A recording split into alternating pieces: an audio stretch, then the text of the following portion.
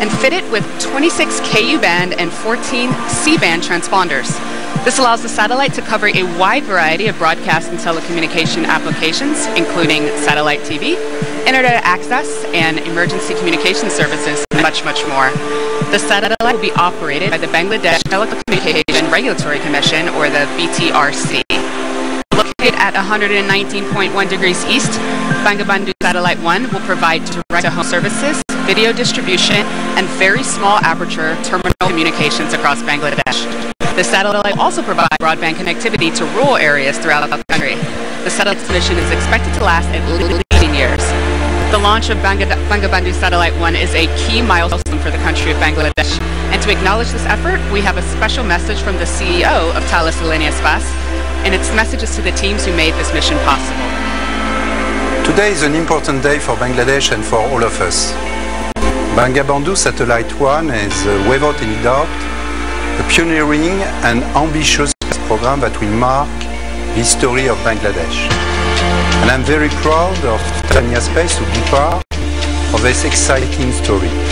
Bangabandhu Satellite 1 is designed to reduce the digital divide in Bangladesh by providing broadcasting and communication services all over the country, particularly in rural zones. This satellite will highly contribute to the economic development of Bangladesh.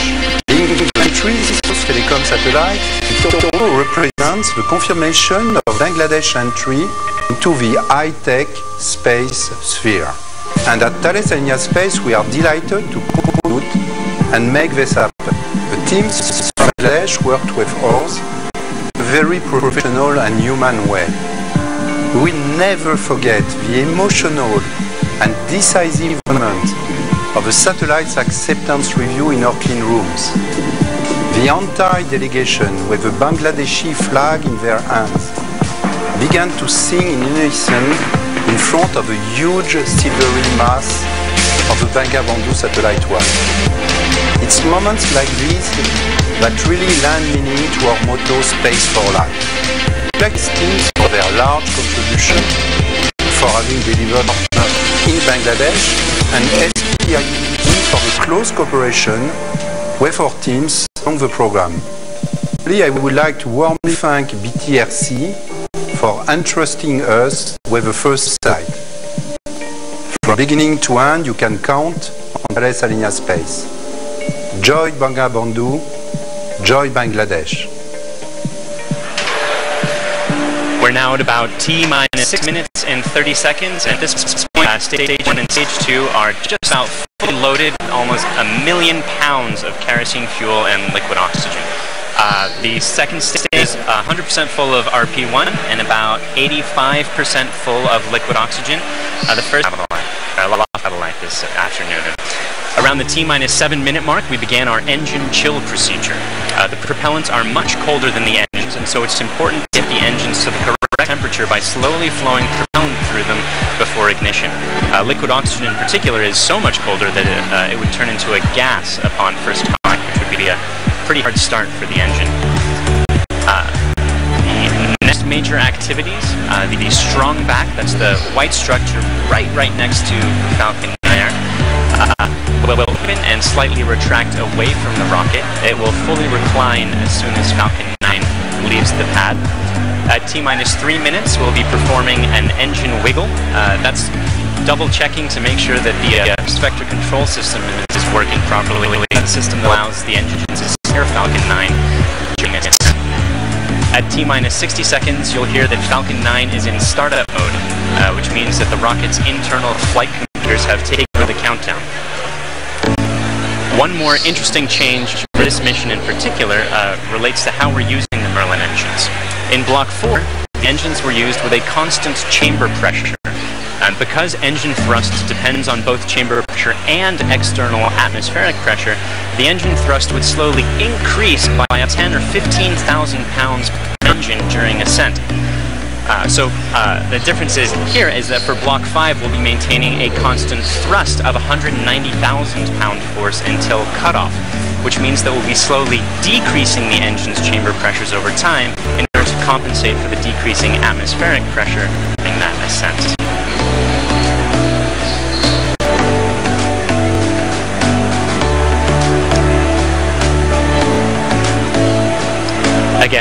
today's mission, we are looking to recover the first stage.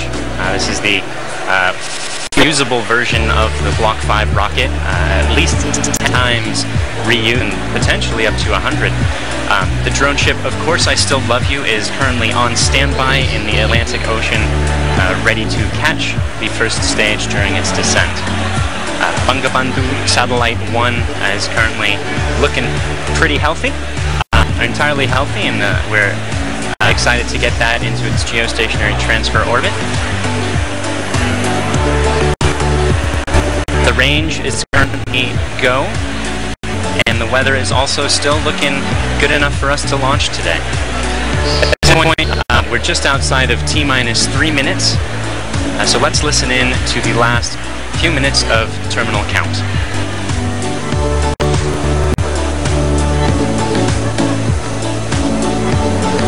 Stage 1, launch load complete.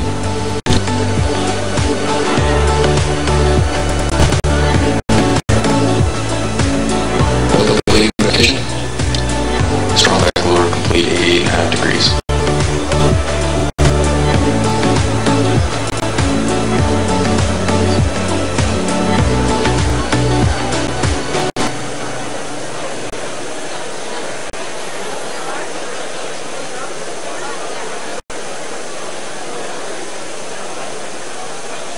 Stage 2, dump manifold secured.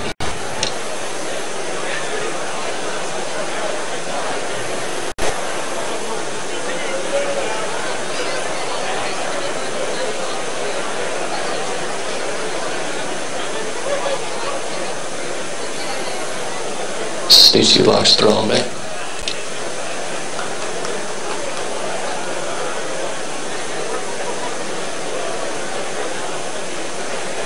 Stage 2 locks load complete.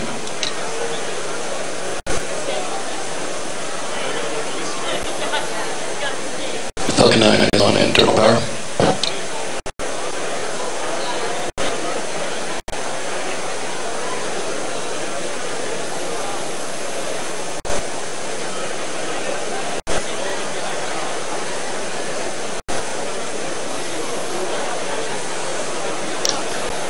Gas closeouts is running.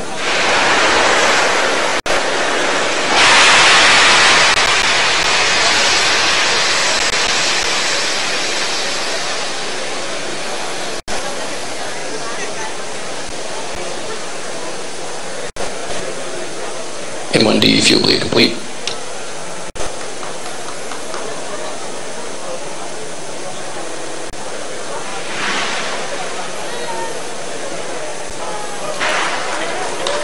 AFTS ready for launch.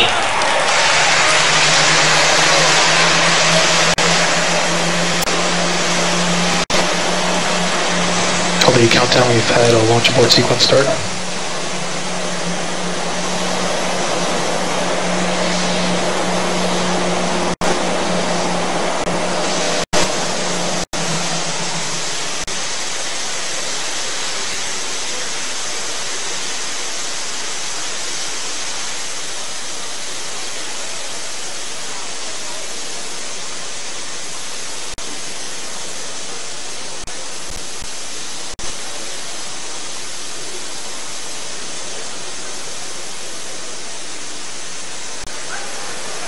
It looks like just after Falcon 9 entered startup mode through an abort.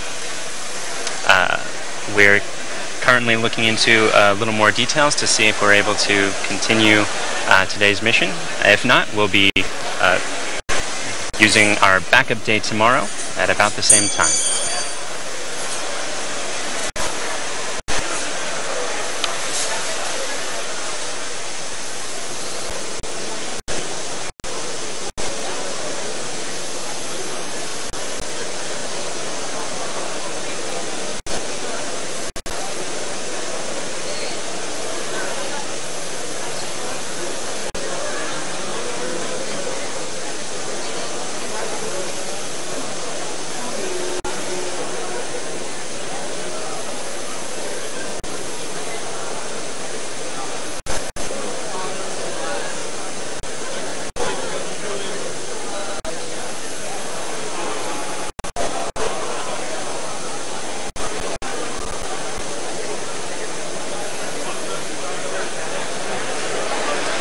If you're just joining us, it appears we had an abort thrown by the vehicle just after it entered startup mode. These abort sequences are important to make sure that the Falcon 9 is in its best shape in time for any launch. So we're much happier to take those aborts beforehand rather than continue when there's any risk to the vehicle. If we have to go to system, we'll be checking to see exactly what was happening that threw the abort today. The backup launch window opens tomorrow at 4:14 p.m. Eastern Time, or 8:14 Universal Coordinated Time, and closes at 6:21 p.m. Eastern Standard Time, or Eastern Daylight Time, or 10:21 Universal Coordinated Time.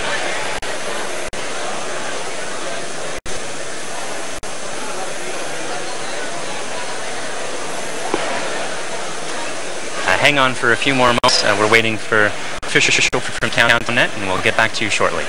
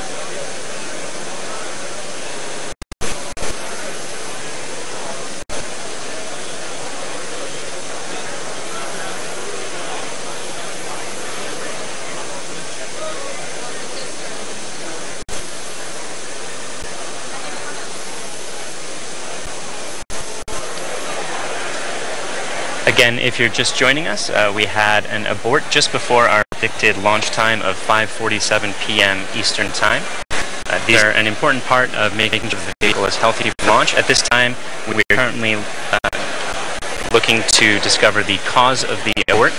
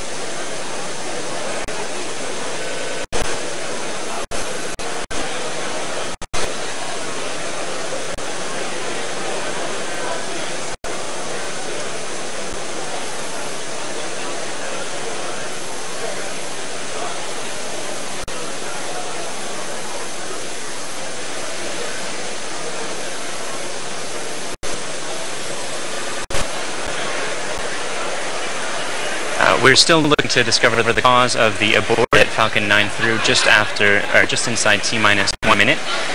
Because so many systems respond in abort, they maintain a safe state. It takes us several minutes to understand the generally single cause of that abort. It is actively scrubbing the telemetry log as we speak.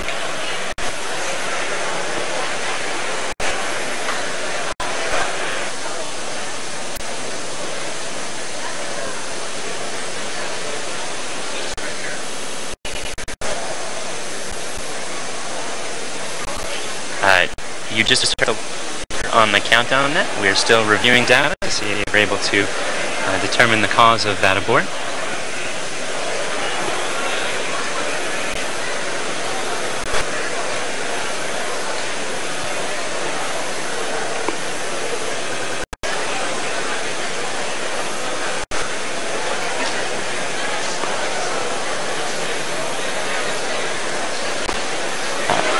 You heard the launch director announce that the vehicle is safe and gave the OK for payload to go back to external power.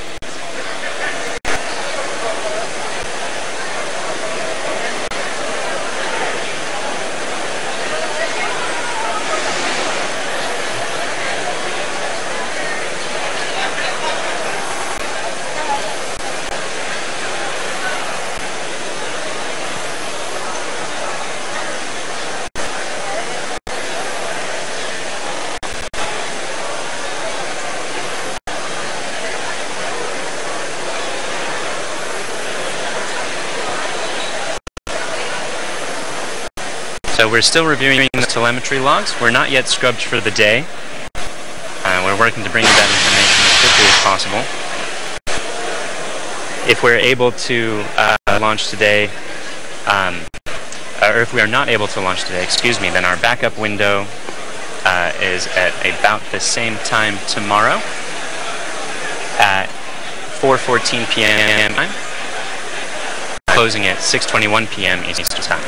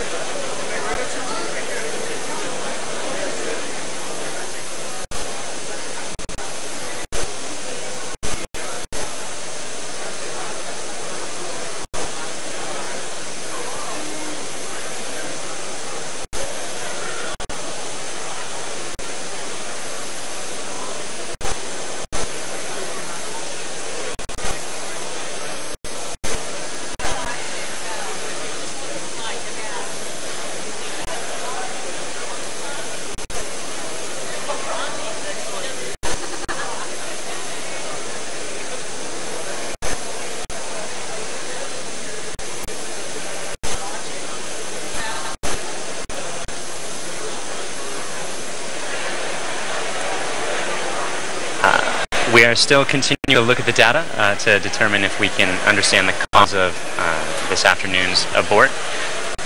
Aborts are part of the standard process. Again, it's good to make sure that the Falcon 9 is completely ready to go, both the ground systems and the vehicle systems as well. And double-checking those is vastly preferable to having any sort of a problem during flight. There's still a chance that we may be able to launch today, and we're working to see if that's going to be possible. Otherwise, we'll aim for a backup launch window tomorrow afternoon.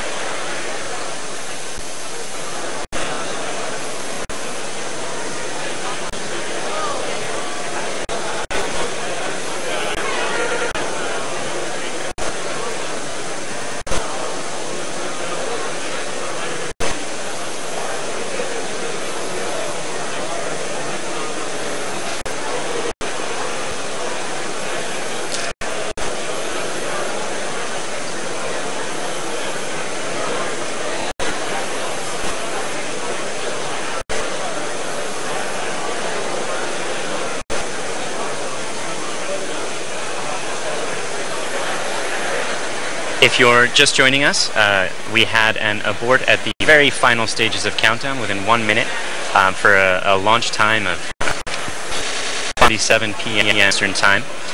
Falcon 9 threw the abort, and they're part of the standard process. We're still continuing to look at the data to conclude even if it's a ground problem or a problem. Because at T-minus minutes, the flight computers go into start mode. The process of understanding that abort is a little more difficult than other times in the countdown. So we're reviewing those telemetry logs to make sure that we're understanding it. There is still a chance that we can make it work for today's window, and we're currently exploring if that's a possibility.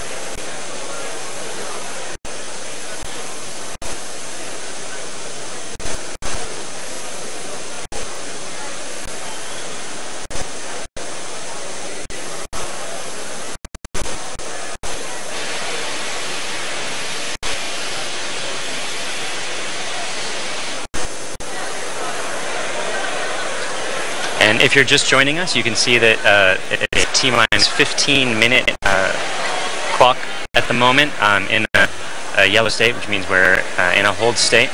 We threw in a just inside of T-minus 1 minute as Falcon 9 had taken control of the countdown. Those aborts are part of the standard process to make sure that everything is working just as we're expecting. Much better to have those sorts of signals on the ground rather than any time during ascent.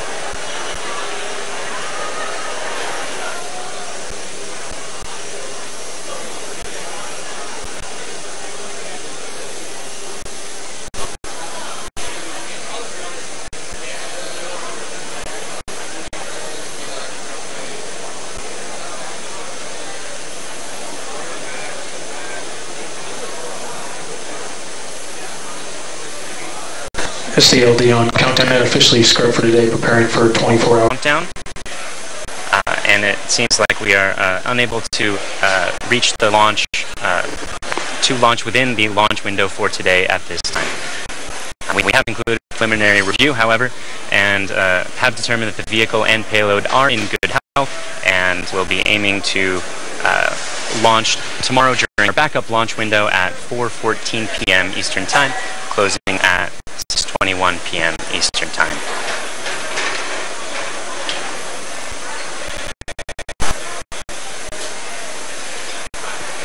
At this point, we'll conclude the webcast. Thank you again for joining us, and we hope to see you for tomorrow's launch attempt at 4:14 p.m. Eastern Time. Thank you again.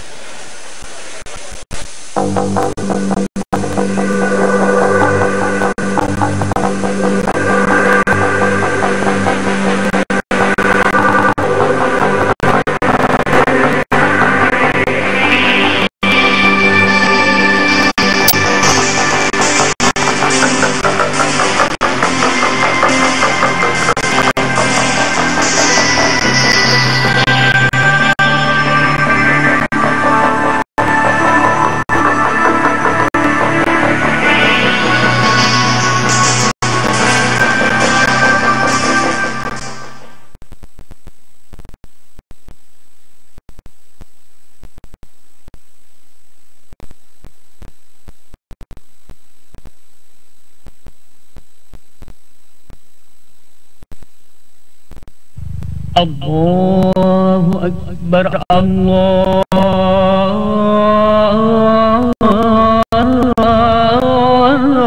أكبر الله أكبر الله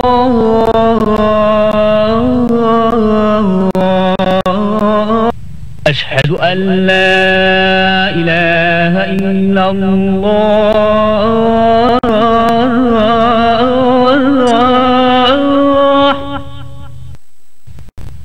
أشهد أن لا إله إلا الله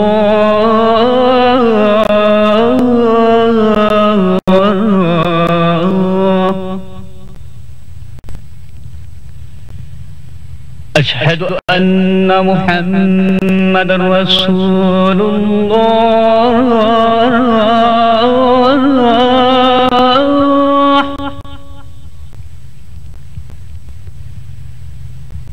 أشهد أن محمدا رسول